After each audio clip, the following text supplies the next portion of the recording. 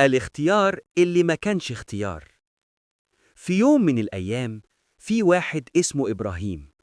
إبراهيم كان رايح شغله متأخر، واقف مستني المترو، زحمة وناس مستعجلة، وكل واحد في حاله. فجأة راجل كبير في السن لمس كتفه وقال: لو سمحت، اختار. إبراهيم استغرب: أختار إيه؟ الراجل فتح إيده، فيها ورقتين متنيين. قال بهدوء غريب: واحدة هتخليك تكسب، والتانية هتخليك تخسر، بس لازم تختار دلوقتي. إبراهيم ضحك: يا عم أنا متأخر. الراجل قرب منه وقال: كلنا متأخرين، بس مش كلنا بنلحق نختار. المترو قرب والناس بتزق. إبراهيم مد إيده بسرعة وخد ورقة، فتحها وهو جوه المترو. الورقة كانت فاضية. قال في نفسه: أكيد مقلب.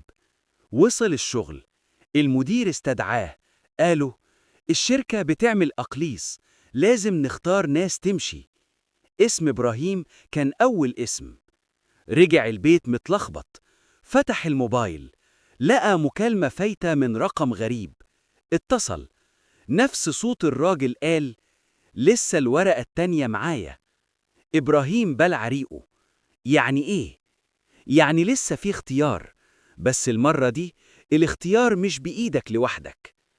تاني يوم لقى الورقة التانية تحت باب بيته، فتحها، مكتوب فيها: اخترت إنك ما تختارش. في اللحظة دي الموبايل رن. المدير: حصل تغيير، اسمك اتشال من القايمة.